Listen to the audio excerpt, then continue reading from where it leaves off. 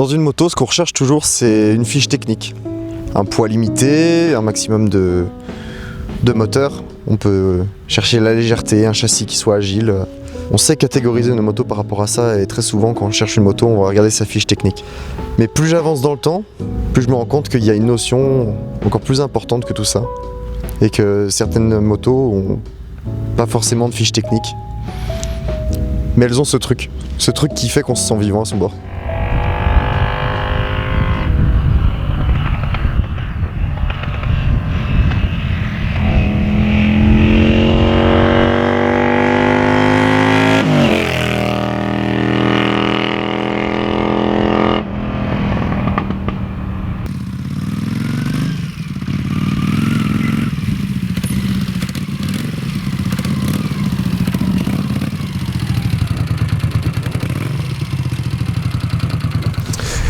Bonjour à tous, bienvenue dans cette nouvelle sympathique vidéo de présentation de cette magnifique moto qui est celle de ma compagne.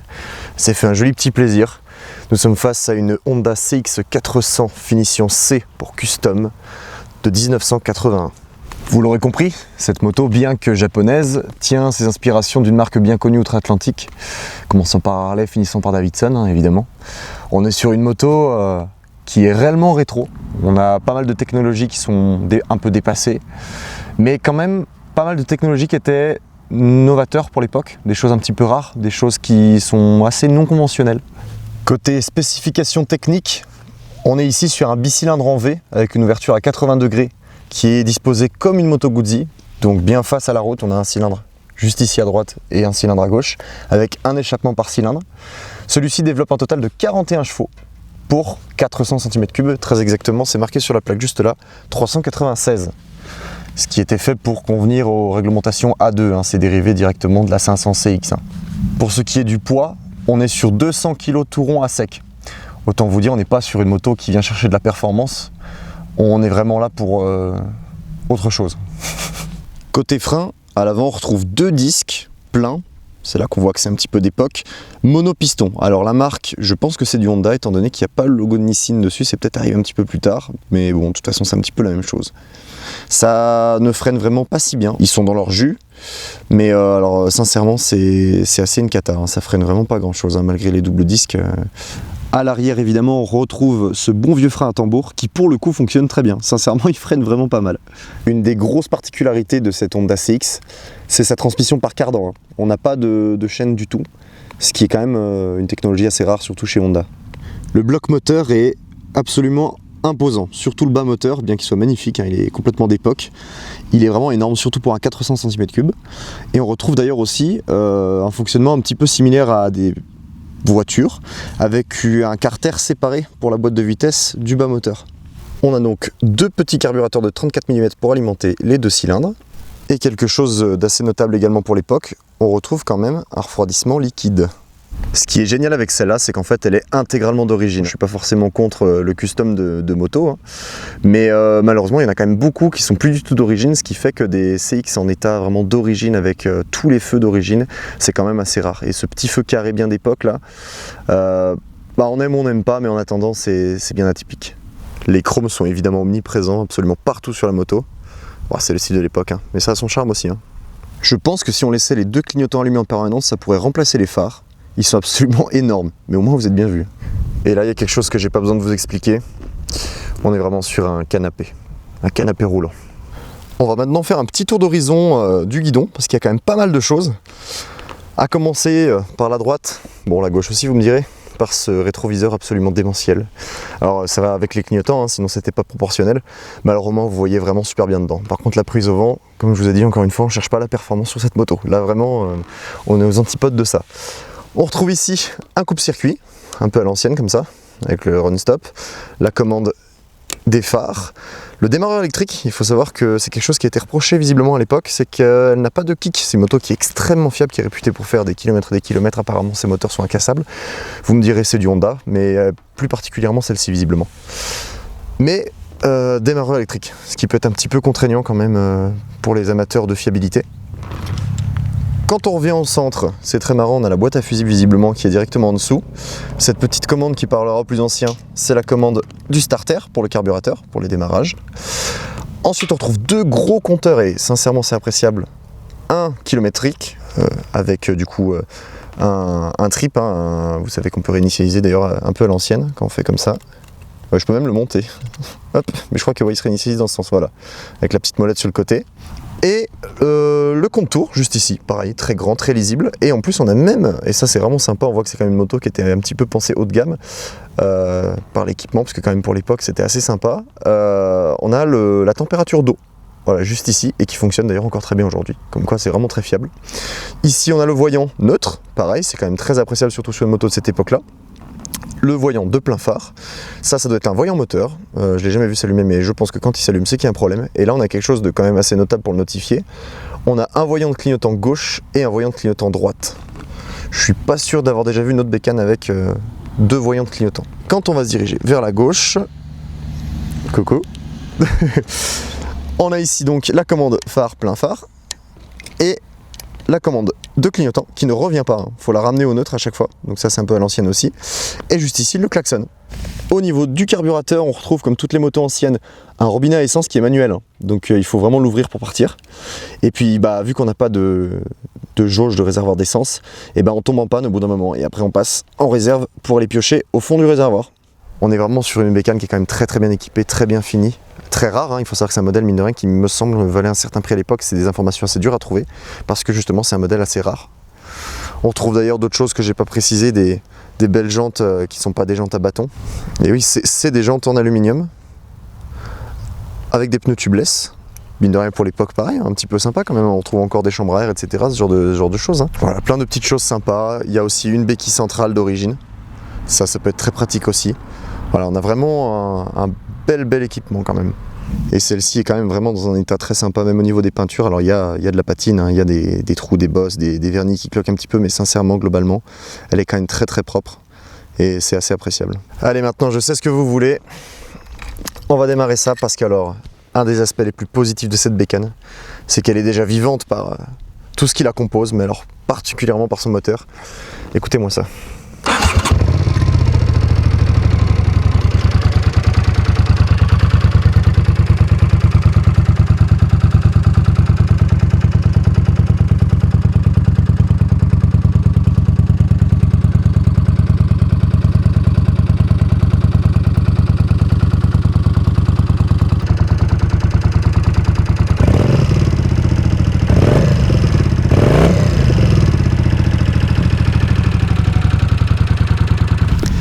Les échappements sont, il me semble, pas du tout d'origine. On voit qu'il y a une petite marque là, Sid ou Cito peut-être. Eh bien écoutez, maintenant on va les rouler. Je pense que vous attendiez que ça. Je vais faire un test commenté du coup là. Et je ferai sûrement une deuxième vidéo où je parlerai pas. Et comme ça on pourra profiter vraiment juste d'un rush brut et pur, sans ma voix qui vient gâcher peut-être un peu tout ça. Bon là j'ai enlevé les starters, elle a un peu de mal à tenir ralenti parce qu'elle a refroidi.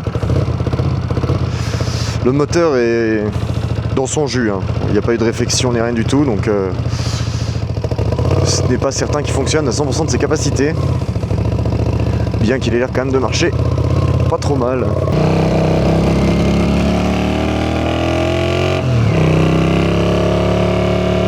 Alors, en fait je suis un petit peu bête, j'avais pas ouvert l'essence.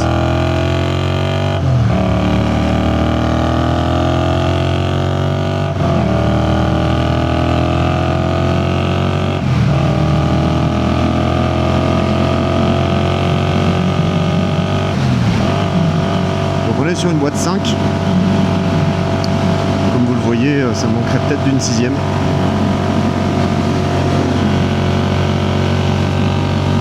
Ce qui fait qu'une fois à 100 km/h, après on est un peu obligé de tirer dans les tours. C'est un moteur qui est un petit peu étonnant dans sa manière de fonctionner, parce qu'en fait on a vraiment une courbe très plate par rapport au régime moteur, c'est-à-dire que ça marche vraiment pareil bas dans les tours ou dans les tours. Donc on peut vraiment rouler très bas dans les tours, ça marche très bien. On peut prendre des tours aussi, on gagne franchement pas grand chose mais ça marche aussi. Voilà, vous voyez là je peux rouler comme ça. et j'ai pas beaucoup de gains à passer les vitesses plus tard.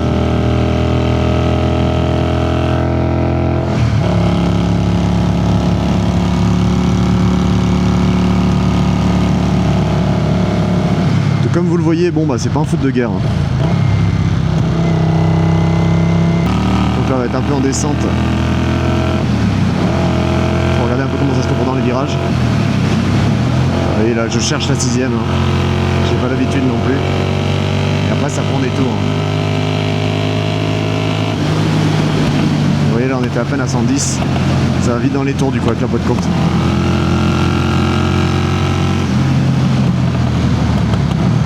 Bon, une fois lancé, évidemment les 200 kg on les sent plus. Hein. Bon, c'est pas un manque d'agilité, mais ça se roule bien.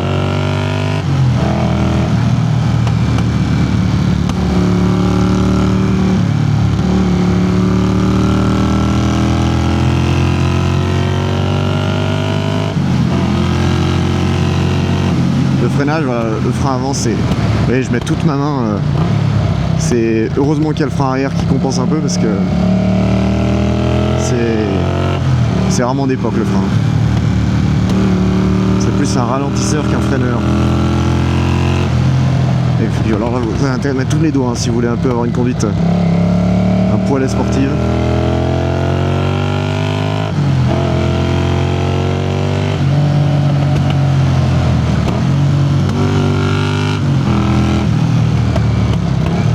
Et le bruit est juste somptueux, alors ça pétarade à n'en plus finir. Comme je vous disais, je suis pas certain que le moteur soit à 100% de ses capacités, le carbu n'a pas été nettoyé. Donc les pétarades ça peut aussi être lié à ça.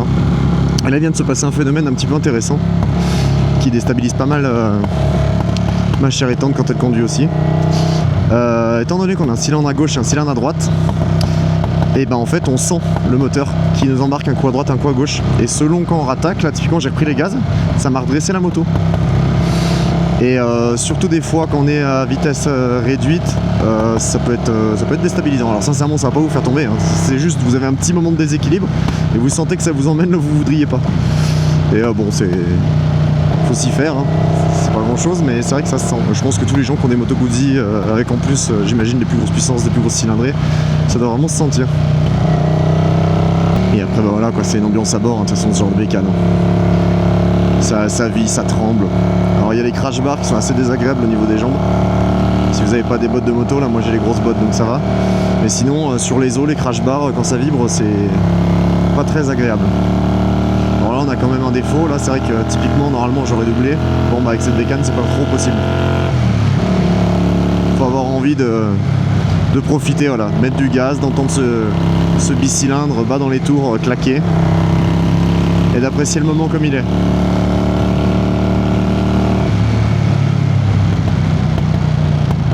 Allez là on va tester un petit peu monter, je tombe un petit peu les rapports, on va essayer de mettre gaz à fond. On va peut-être se faire doubler. Donc ça prend des tours quand même, hein, vous allez voir.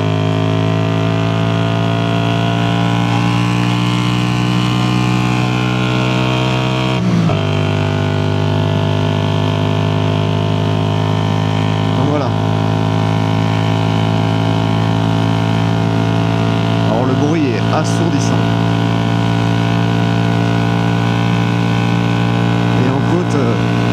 Les 100 km/h, faut aller les chercher. Après là ça monte bien quand même. Après, une fois qu'on est sur du plat, tout de suite ça va un peu mieux.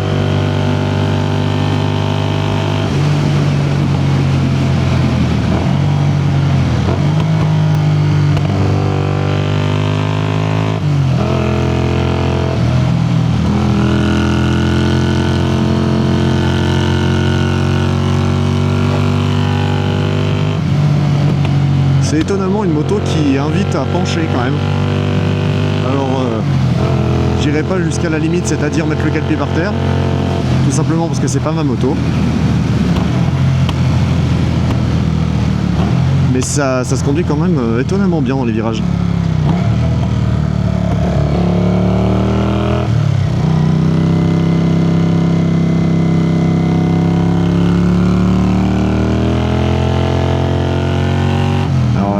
forcément c'est un peu difficile des fois. Là je l'ai remis à gauche sans faire exprès. Vous voyez là je peux rester sur ma vitesse comme ça là. C'est pas désagréable.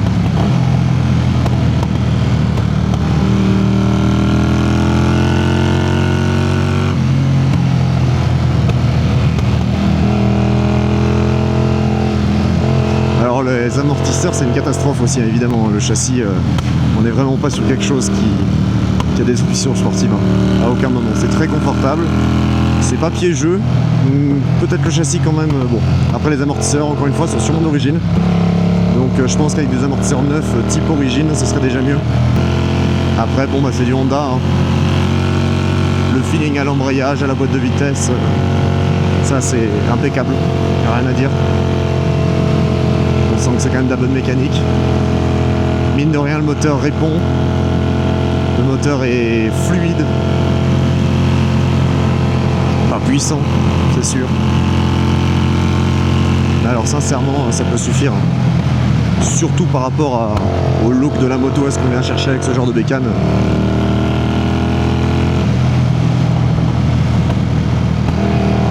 Alors par contre, petite chose, la consommation est juste terrible. On a fait à peu près les comptes, on est quand même pas loin des 10 litres au 100. Donc voilà, c'est à prendre en compte. Encore une fois, carbu pas nettoyé, mais je pense pas qu'on gratterait beaucoup à nettoyer carbu. Quoique là on a quand même pas mal qui part dans l'échappement, mais bon. On est quand même sur une mécanique assez ancienne, hein, bien que très fiable, très robuste. Il y a quand même ces inconvénients là. Donc à rouler au quotidien, si vous voulez en faire un daily, peut-être que la consommation ça peut être rédhibitoire quand même.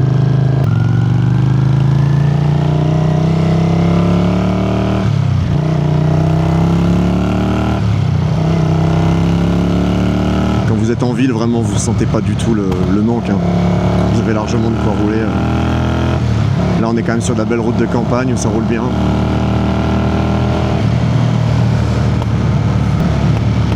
Alors après par contre en ville le défaut ça va être surtout là avec les crash bars, enfin vous me direz dans tous les cas vu qu'il y a le moteur sur les côtés et tout, on a quand même une bécane qui est assez large hein. Vous y réfléchissez à deux fois avant de faire de l'interfile, même le guidon tout, enfin on est vraiment sur un gabarit quand même assez conséquent.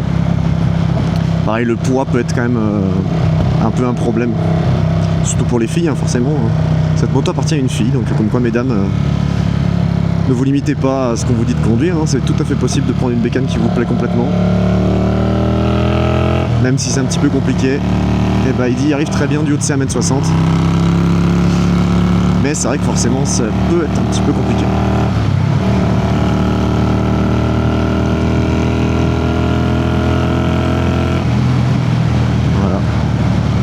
Que du plaisir cette moto, ça vraiment c'est. Moi je suis un petit peu amoureux hein, quand même, hein, sincèrement. Alors c'est clair que dans ce genre de bécane, moi j'irais plus chercher une moto qui a du couple, qui vraiment voilà, une grosse Harley qui arrache le sol quand vous tournez la poignée, qui va pas lever mais qui va brûler le pneu arrière, c'est clair que voilà.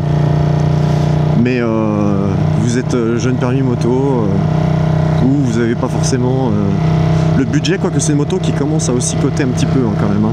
Vu que c'est un modèle assez rare, ça se trouve quand même souvent autour des 3000 et quelques. Il y a une cote un petit peu floue mais qui peut être un peu élevée quand même. Enfin, c'est toujours pour avec les modèles rares, les cotes sont très très variables. Non, c'est un feeling de fou. Alors après c'est vrai que j'aurais presque, c'est un peu honteux de le dire, mais j'aurais presque plus de plaisir à la rouler en ville. Parce que c'est vrai qu'en campagne on est quand même limité avec le moteur.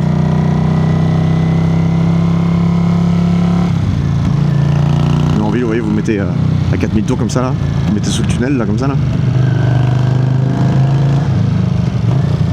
Ça fait un bruit d'enfer. Puis vous pouvez vraiment rouler comme ça. Et vous pouvez rouler à 4000 tours et la faire ronronner comme ça c'est hyper agréable en ville. Par contre vous réveillez tout le quartier hein. Et puis bah écoutez, je vous souhaite de très bonnes continuations. Désolé, vous regardiez un peu à droite, je viens de voir. Hop. Je vous souhaite de très bonnes continuations, puis je vous dis à très vite pour plein d'autres bolides. Et pas que des bolides allemands. Non, il n'y en a aucun d'ailleurs. Allez, à la prochaine.